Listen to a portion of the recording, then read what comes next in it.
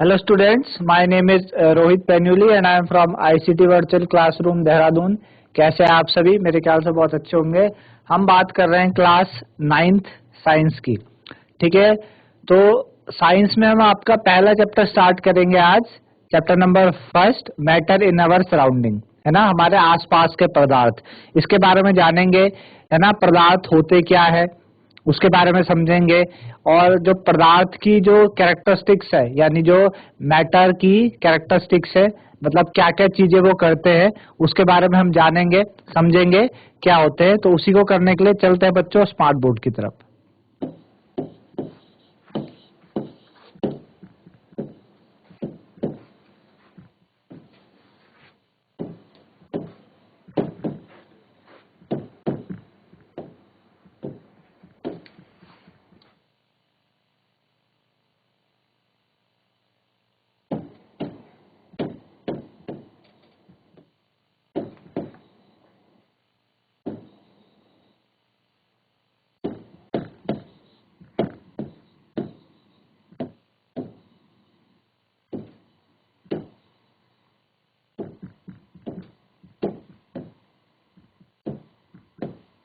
Matter in our surroundings, ठीक है ना, हमारे आसपास के पदार्थ मैटर इन सराउंडिंग समझेंगे। तो है क्या बच्चों, अगर आप अपने आसपास देखें, है ना, तो आपको कई तरीके के वैरायटी ऑफ आपको क्या देखने को मिलते हैं, शेप मिलते हैं, अलग तरीके के साइज और अलग तरीके की चीजें आपको अपने आसपास देखने को मिलते हैं।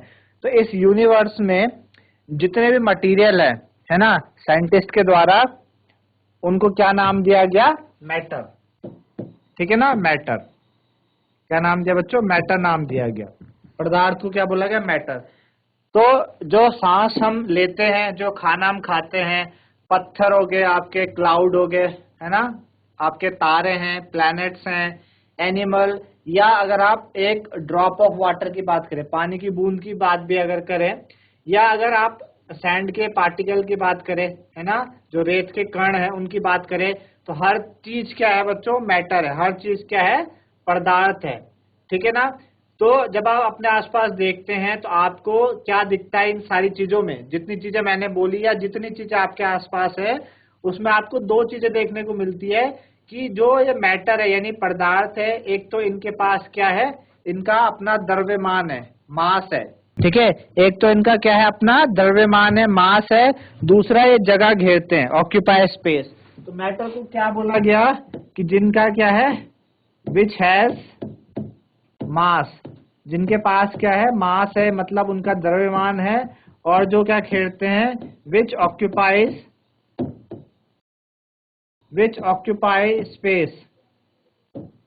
विच ऑक्यूपाई स्पेस। ठीक है ना, जिनका अपना मास है, जो जगह घेरते हैं, उन्हें हम क्या बोलते हैं बच्चों? मैटर कहते हैं। ठीक है ना। तो अगर हम अर्ली टाइम्स की बात करें, है ना, आज से कई सालों पहले, हजारों साल पहले की बात करें, तो जो ह्यूमन बीइंग्स थे वो अपने आसपास की जो सराउंडिंग है उसको पहचान रहे थे कि वो होती क्या है। तो हमारे जो इंडियन फिलोसफर थे, है ना, उन्होंने बोला कि जो मैटर है वो 5 चीजों से मिलके बना है, पंच तत्व। ये जो मैटर है 5 चीजों से मिलके बना है, और वो 5 चीजें कौन कौन सी है? एक तो एयर हो गया, हवा। दूसरी हो गया आपके पास अर्थ, पृथ्वी। ठीक है। तीसरी क्या हो गई? तीसरी आपके पास होगी स्काई, है ना, आसमान। चौथी आपके पास हो गई आग, अग्नि, फायर। और पांचवी हो गया आपके पास जल, वाटर। तो हमारे एंशिएंट फिलोसफर थे, जो एंशिएंट दार्शनिक थे, उन्होंने क्या बोला? उन्होंने बोला कि जो मैटर है वो 5 चीजों से मिलकर बना, उन्हें पंच तत्व बोला। और उनके अकॉर्डिंग जितने भी सजीव और असजीव है, यानी लिविंग और नॉन लिविंग है, वो इन 5 चीजों से मिलकर बने हुए, है ना। तो एंशिएंट जो ग्रीक फिलोसफर थे, उन्होंने क्या बताया? उन्होंने इस तरीके से क्लासिफिकेशन कर दी मैटर की। ठीक है ना। ये तो एंशिएंट क्या था? एंशिएंट फिलॉसफी थी, दार्शनिक थे। उनका एक दार्शनिक विचार था कि ऐसे ऐसे चीजें होंगी। लेकिन जो मॉडर्न डे साइंटिस्ट थे, जो एक्चुअल में किस में बिलोंग करते हैं? प्रूफ पे बिलोंग करते हैं। साइंटिस्ट कौन होते हैं? जिनको जो प्रूफ मिले और प्रूफ के द्वारा वो क्या कर पाए, अपनी बात को साबित कर पाए। तो मॉडर्न डे साइंटिस्ट ने दो क्लासिफिकेशन किए मैटर के, पदार्थ के दो क्लासिफिकेशन किए। कौन कौन से? एक तो उनके फिजिकल प्रॉपर्टीज के बेस पे, दूसरा उनके केमिकल नेचर के बेस पे। ठीक है ना? तो ये बातें किसने बोली? ये बातें बोली एंशिएंट फिलोसफर ने। जो हमारे पुराने जो दार्शनिक थे, एंशिएंट फिलोसफर, उन्होंने ये बातें बोली थी। ठीक है ना? एंशिएंट फिलोसफर ने ये बातें बोली। लेकिन जो मॉडर्न डे साइंटिस्ट थे, मॉडर्न साइंटिस्ट ने बोला कि जो मैटर होता है, मैटर को दो तरीके से हम क्लासिफाई करते हैं। पहला, एक तो उसकी फिजिकल प्रॉपर्टीज के बेस पे,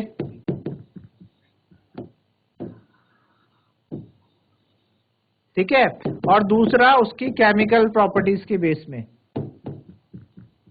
केमिकल नेचर के बेस पे। दो तरीके से हम मैटर को यानी पदार्थ को क्या करते हैं? क्लासिफाई करते हैं। तो हम क्या करेंगे, एक एक करके इन प्रॉपर्टीज के बारे में समझेंगे, कि फिजिकल प्रॉपर्टीज के बारे में जानेंगे। ठीक है ना? ठीक है, चलिए।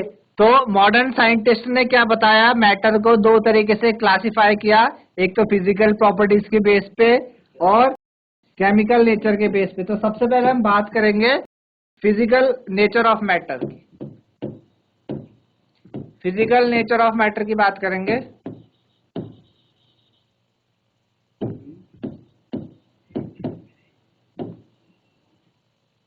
चलिए, फिजिकल नेचर ऑफ मैटर। तो फिजिकल नेचर ऑफ मैटर में होता क्या है? सबसे पहला इन्होंने फिजिकल नेचर ऑफ मैटर के बारे में बताया कि मैटर क्या है? Matter is made up of particle.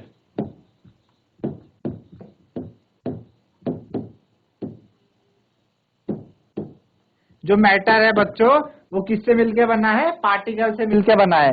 अब ये बात कैसे साबित करी इन्होंने? इन्होंने बोला कई टाइम पहले से दो ख्याल थे इनके दिमाग में चल रहे थे पहले से। और दो ख्याल क्या थे?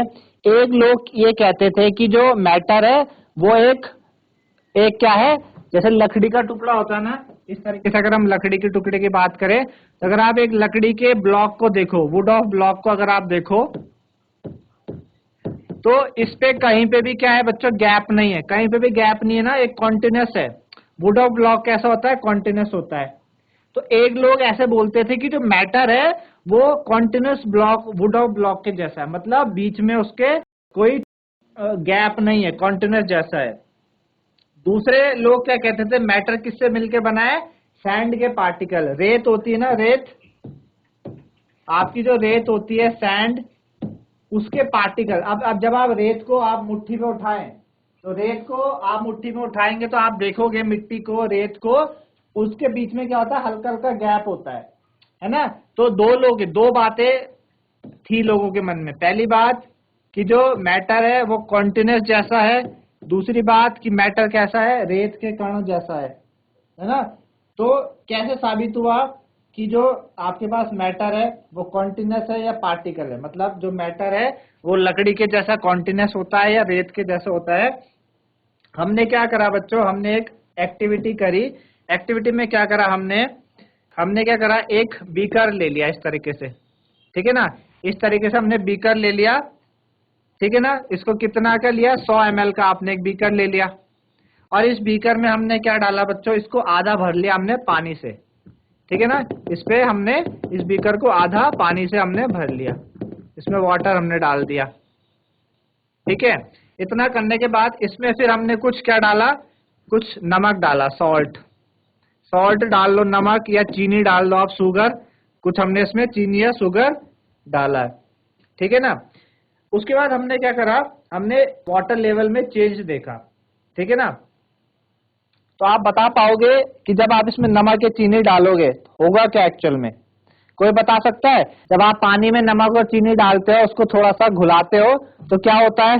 जैसी बुग्गा वाला, बच्चों कोई बताएगा? अगर आप पानी में चीनी या नमक मिलाते हो, डालते हो 1 चम्मच और उसको थोड़ा सा घुलाते हो, है ना, तो क्या होगा? सर पानी में नमक डालोगे या शुगर डालोगे तो वो घुल जाएगा।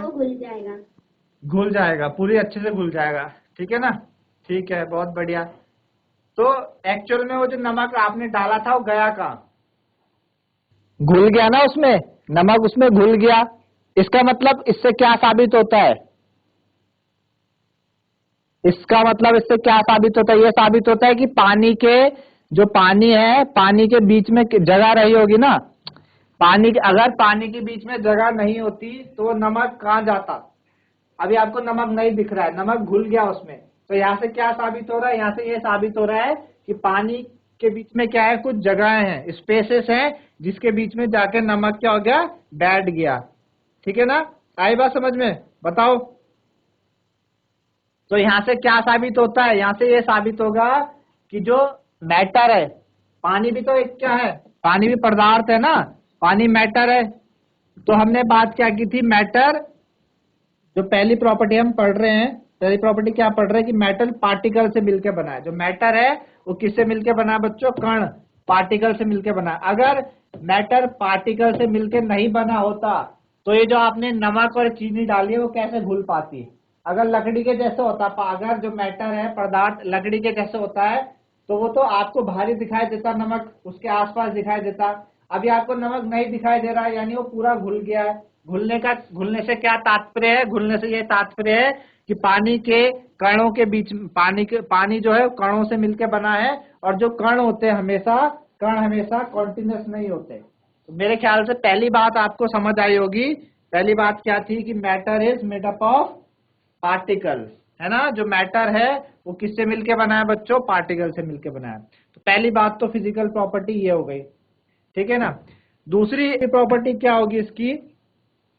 दूसरी प्रॉपर्टी है कि जो मैटर्स होते हैं, particle of metal are very small. Particle of matter are very small. Matter के जो पार्टिकल है, यानी जो कण है, पदार्थ के जो कण हैं, वो बहुत ही छोटे होते हैं, है ना। तो इसको समझने के लिए हमने क्या करा? इसको समझने के लिए बच्चों हमने क्या करा? एक हमने बीकर लिया, इस तरीके से बीकर लिया, है ना।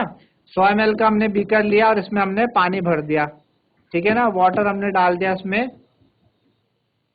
इसमें हमने पानी भर दिया इस तरीके से। फिर हमने क्या किया? उसके बाद हमने इसमें 2 से 3 क्रिस्टल पोटेशियम परमैंगनेट के डाले। क्या करा इसमें? 2 से 3 crystal potassium permanganate. Potassium permanganate होता है बच्चों KMnO4, ठीक है।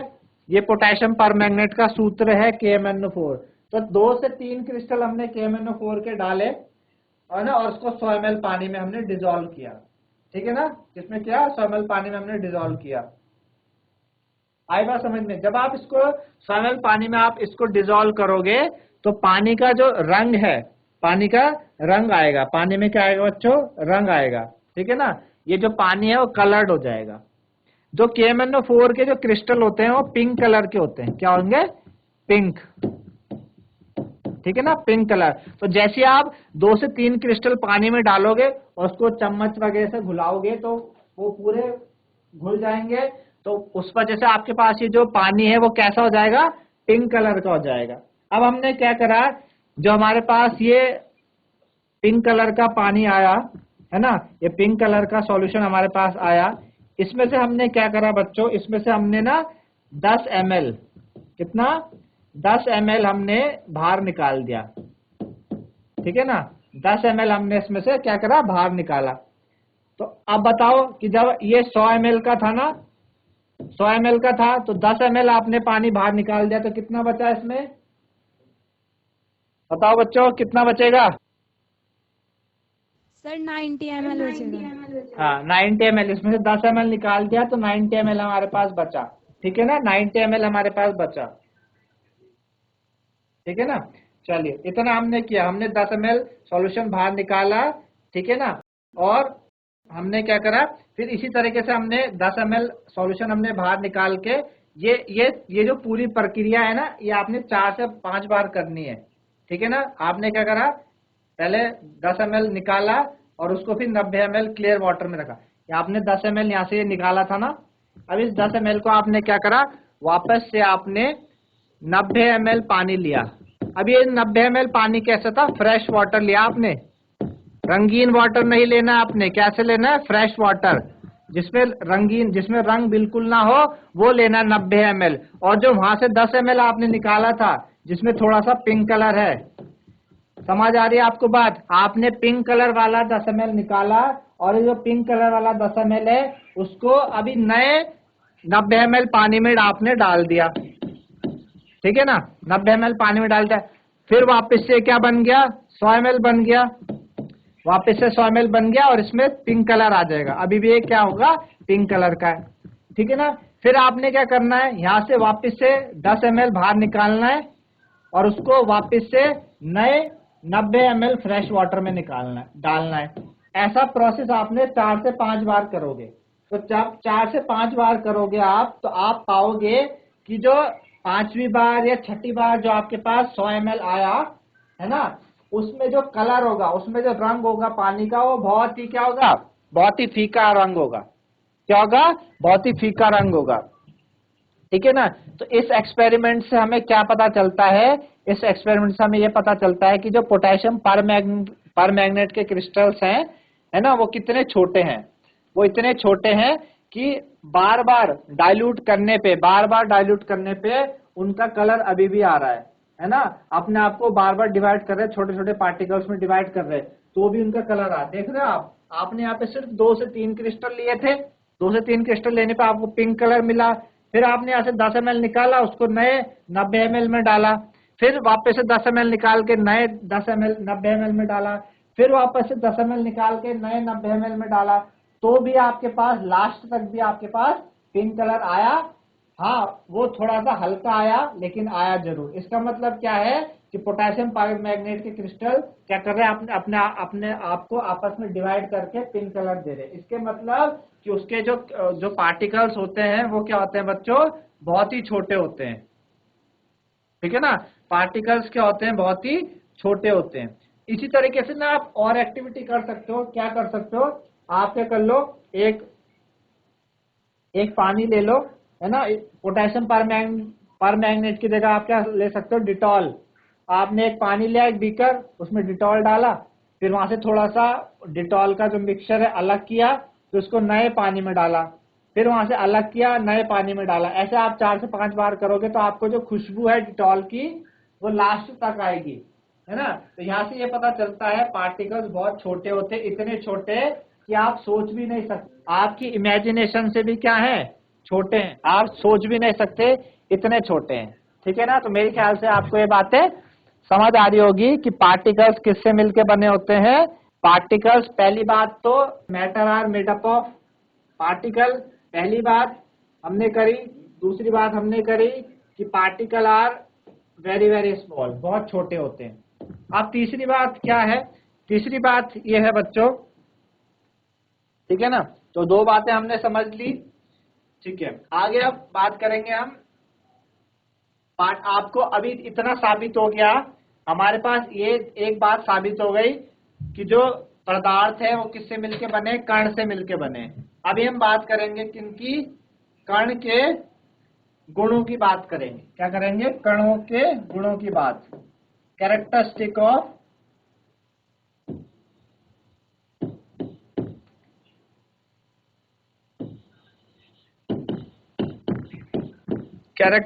Of particles of matter, characteristic of particle of matter, ठीक है ना।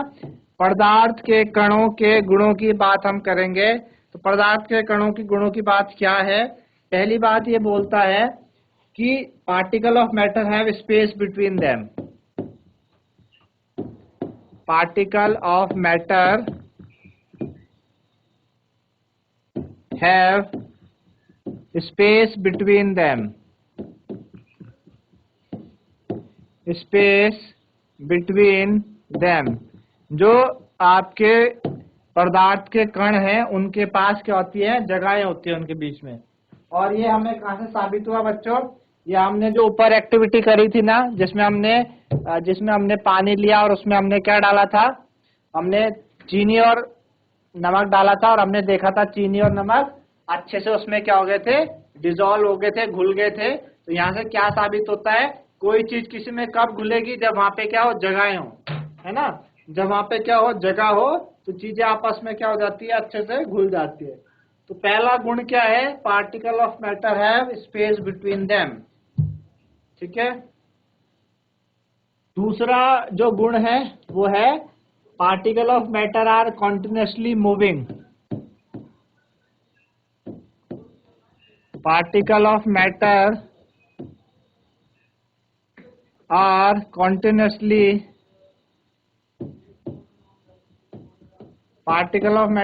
Continuously moving. जो पदार्थ के कण होते हैं वो लगातार क्या करते हैं, चलते रहते हैं। इस बात को कोई बताएगा, कोई बता सकता है कि ये बात कैसे साबित होगी कि पार्टिकल ऑफ मैटर हमेशा चलते रहते हैं? जी ऐसी बाग वाला में से बच्चे कोई बताएगा? ये जो हमने दूसरा गुण लिखा, particle of matter are continuously moving, मैंने दूसरा गुण लिखा आपके सामने, particle of matter are continuously moving. जो पदार्थ के कण होते हैं वो लगातार चलते रहते हैं। इस बात को आप कैसे साबित करोगे? ये आपका होमवर्क है, आप सोच के आएंगे इसको, पार्टिकल ऑफ मैटर लगातार कैसे चलते हैं, ये बात आप कल बताएंगे मुझे, कल की क्लास में। आप आज घर में जाएं, स्टडी करें, रिसर्च करें, सोचें इसका जवाब क्या हो सकता है। तो इस तरीके से बच्चों आज हमने बात करी पदार्थ को लेके, मैटर को लेके, कि मैटर एक्चुअल में होते क्या है। वो कणों से मिलके बने हैं या आपके कॉन्टिन्यूस ब्लॉक ऑफ वुड के जैसे हैं। तो हमने साबित किया कि जो पदार्थ हैं वो कणों से मिलके बने हैं, पार्टिकल से मिलके बने हैं, है ना। और हमने उनके कुछ गुणों की बात करी, एक दो गुण पढ़े हमने, मेरे ख्याल से आप लोगों को समझ में आया होगा। आप घर में जाएं, आज अच्छे से इसको तैयार करें। कल की क्लास में हम इसके आगे की चीजें करेंगे और ये भी समझेंगे कि पार्टिकल ऑफ मैटर कॉन्टिन्यूसली क्यों मूव करते रहते हैं। तो आज के लिए इतना ही था, धन्यवाद, हैव अ नाइस डे।